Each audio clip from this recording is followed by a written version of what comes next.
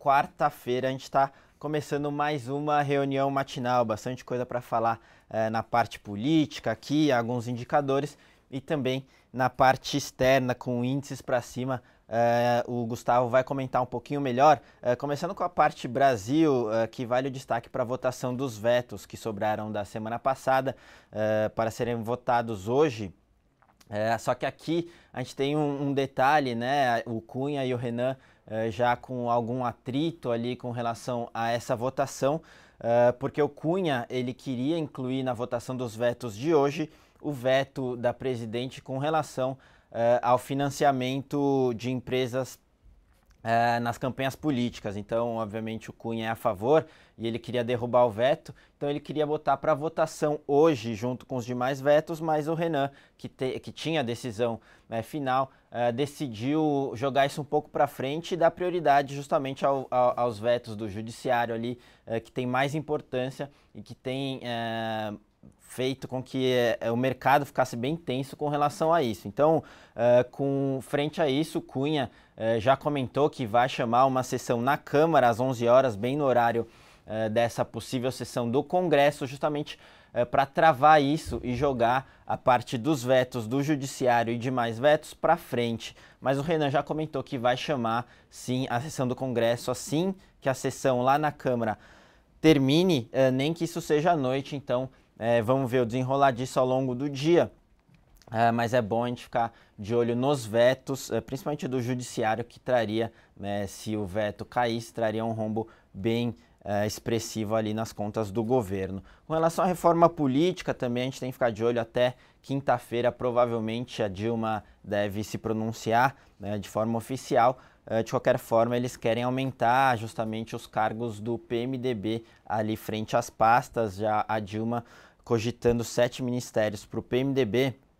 A novidade aqui fica para o Ministério da Cultura, que hoje é do Juca Ferreira, representante do PT, e ali retiraria ele e colocaria alguém do PMDB. Então vamos ficar ligado nisso, porque o governo está tentando de qualquer forma agradar tanto a bancada da Câmara como a bancada do Senado e o Michel Temer aí em toda essa reformulação dos ministérios, tá? Vai muito em linha isso com o que o Lula já tinha comentado com a Dilma sobre que seria melhor perder ministérios do que perder a presidência. Então, muito nessa linha, e o Lula vai ter reunião hoje com a Dilma, o PMDB e o restante da cúpula do PT. E só para uma informação adicional e nova de ontem para hoje, é que o governo já estuda também tirar o mercadante da Casa Civil. Tanto a cúpula do PT como o PMDB, assim como o Lula, já defendiam aí a saída do mercadante da Casa Civil. Então, o governo trabalhando mais forte, diversas fontes falando que de fato vão tirar o mercadante da Casa Civil. Possível destino para ele seria Ministério da Educação ou Ciência e Tecnologia. No lugar dele, já cogita-se ali o Jacques Wagner, que é muito ligado ao Lula, tá? Então essas foram as principais informações na parte política. Para complementar, vou chamar o Gustavo Cruz para falar aqui ainda do cenário Indicadores Brasil e também lá de fora. Bom dia, Gustavo. Bom dia, Kim, bom dia a todos. Pois é, a gente está no último dia do mês, as bolsas lá fora estão em alta, estão subindo bem forte, mas a gente teve alguns indicadores bem ruins, bem negativos, que é importante a gente comentar. Acho que o mais importante foi o CPI, o Índice de Preços ao Consumidor da Zona do Euro, que recuou 0,1%, depois de avançar 0,1 também no mês passado, e que o mercado aguardava estabilidade. Por que isso é importante?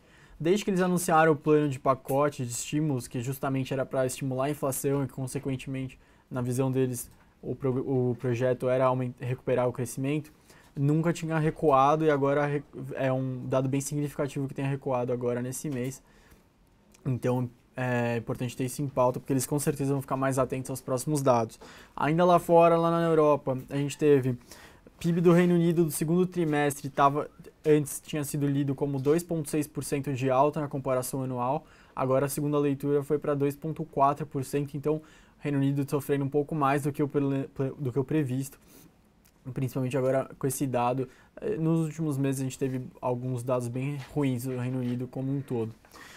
Ainda na Europa, na Alemanha, a gente teve vendas no varejo, que elas recuaram 0,4%, acima da estimativa do mercado de recuo de 0,2%. Então a gente vê que hoje na Europa todos os indicadores econômicos vieram negativos, vieram bem ruins. Lá fora ainda, a gente teve agora pela manhã criação de empregos no setor privado nos Estados Unidos, e eles criaram 200 mil empregos, vindo bem em linha com o que o mercado esperava. Lembrando que essa semana é a semana de dados do emprego nos Estados Unidos. Na sexta-feira a gente tem relatório do emprego oficial, com taxa de desemprego, variação da renda por hora para o trabalhador. Deu um dado que veio já positivamente. E ainda de noite ficar atento, porque a gente vai ter PMIs da China, PMI industrial oficial e o da Markit, às 10 da noite hoje, além do discurso da Janet Yellen, presidente do Fed dos Estados Unidos, às 4 da tarde. Indo para a parte do Brasil, a gente teve como destaque a confiança do setor de serviços, que é medido pela FGV. Ela recuou e bateu pela sétima vez, ela renovou a mínima histórica.